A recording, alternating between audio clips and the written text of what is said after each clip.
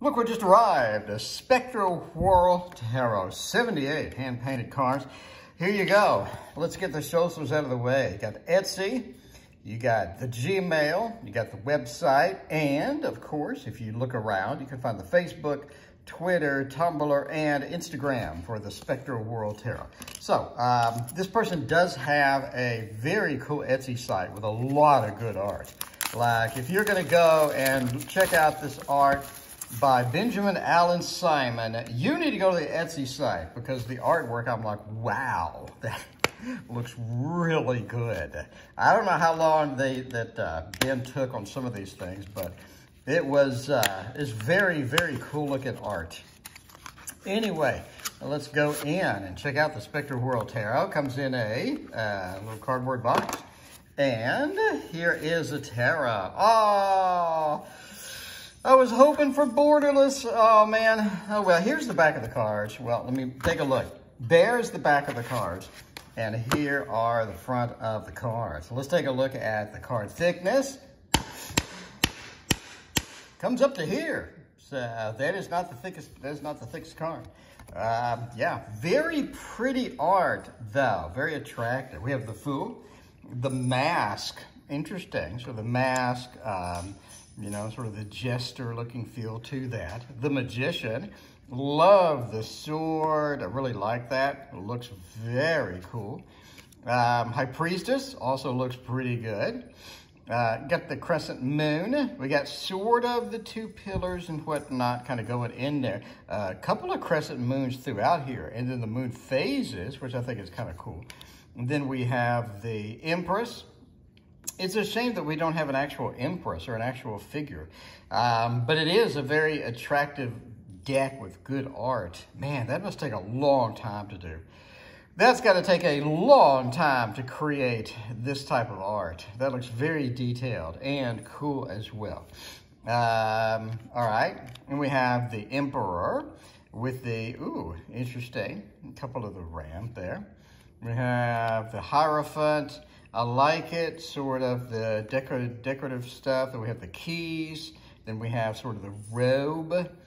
The thing's coming off the robe. We have the Lovers, connected by maybe electricity or something like that. And then we have the Chariot. Well, I like that with the two horses and the chariot in the background.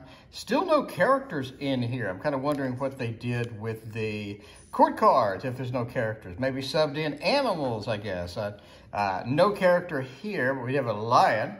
So the lion is sort of just tumbling through there. Very interesting and cool. Hermit, the light is kind of taking the front stage here. Pretty cool. And then we have the Wheel of Fortune. Okay, I mean, it's cool. Then the Justice card, I like it. Ooh, that is cool. Very, very, again, I mean, I hate to say it over and over, but really attractive primary colors, secondary colors, very pretty. It just sort of takes you into the card, and I think it looks great. And if you have not been to their Etsy shop, like the artwork on the Etsy shop is outstanding. Because like one of the few times, because normally if I see something I like in artwork, I'll just make my own copy of it just for my own use. But the artwork on his site is absolutely spectacular. Like, it looks much, much better than I had anticipated when I went to the site. Because I would go in thinking it's just going to be kind of like this and whatnot, but it is very attractive. I got to shut up about that and move on. But anyway, I'm just saying, the art is fantastic.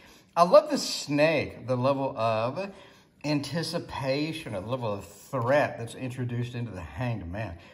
Death, kind of the skull, with a little Mardi Gras looking aspect to it.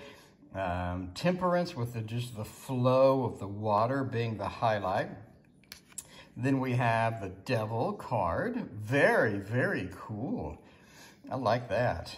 Very cool. We have the Tower card. The tower getting hit by lightning. A lot of fire. Haven't seen that much fire at the bottom of a tower card in a long time. Normally it's kind of raining, so any fire would be subdued, but this looks very active. And I like the maybe the Eye of Horus up there, what have you. The Star, The moon. Ooh, very, very cool. I like that. Sort of trailing off into the distance. Very cool. And then you have sort of the implied moon phases over here. And then we have the sun, very pretty.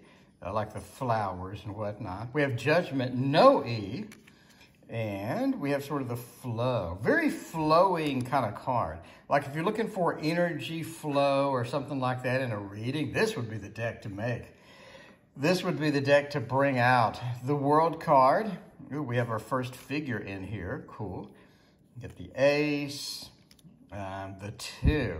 So what's going on with the 2? So we have the 2 wands sort of meeting in the middle. It's almost like crossing the streams in Ghostbusters. Kind of cool. You got the 3 of wands. So, I mean, pretty cool looking. At least it's illustrated. It's not like some of the other decks we've been seeing that are not illustrated. I like that. Very pretty. Very pretty. 4 of wands. Not really in lockstep with the traditional Rider-Waite symbolism and whatnot. We do have kind of the foliage up there. We don't have the city in the background and whatnot. 5 of wands, the conflict, the flowing water, very cool. 6 of wands, and the 7. So the 7, the defensiveness, I really don't see that. Maybe it's in here somewhere? Maybe. The 8, very, very cool. Sort of the energy. It reminds me of auras, the energy around. In one of my psychic fairs, one of the ladies that ran it told me that I should buy this guy's camera that took aura pictures. And I was like, how much is it? And she was like, it's $30,000. I'm like, whoa, geez, no. 10 of wands, sort of pointing inward into the flow. Page. Knight. Queen. Well, that's interesting. It's like the video game Portal. Sort of going through a portal. The king. The king is sort of there. Yeah, not exactly. So the Ace of Cups, I like kind of the celebratory, it's almost the explosion type of feel. 2 of Cups, merging the streams and the flows into one. I like that. I like sort of the, not really pointillism, but, you know, sort of the indication there. 3 of Cups, a celebration. Pretty cool. We have the 4 of Cups. Pouring, pouring, and pouring. Yeah, this is going to be kind of an advanced deck. Like if you're brand new to tarot, probably not the best choice. 6 of Cups, just the flow from one into another. Then you have the 7. Ooh, the 7. We have sort of a moon here. We have maybe an eye there. Yeah, it looks like an eye. We have an octopus, maybe. We have a city. We have the sun. We have a sunflower. Then we have the 8, 9, and 10. Okay. Page is kind of interesting. The Knight, Queen, and King. Very decorative King. Like a lot of motion, a lot of things happening in there. Ace of Swords, kind of cool. We have the 2 of Swords, the 2 different worlds. Almost looks like scissors about to cut something, doesn't it? That's kind of cool. I like the eye is back. We have the 3 of Swords, the 4, the 5, the Lord of Defeat. Interesting. I'm not sure what that means. Maybe they have a PDF. I do need to check. Maybe they have a PDF that you can get that sort of explains some of the symbolism and things like that. That would be cool. 6 of Swords, very pretty. 7. I like the dripping. Kind of reminds me of the Thoth Ten of Swords with the, the Nine of Swords with all the dripping and whatnot. Eight of Swords, I like that. Kind of like a psychological spin there with it. A lot of swords. We have the 9. Okay. And no dripping in the 9. We have the 10. Lots and lots of swords coming through there. Page. Knight. Queen. So sort of like a penetration, no pun intended. Sort of like a penetration action here. Just sort of landing. It's making a splash. The Queen and the King. Let's go with coins. We got the Ace. 2, 3. I like the building. 4, sort of the isolationism there. 5, 6. 7 is kind of interesting.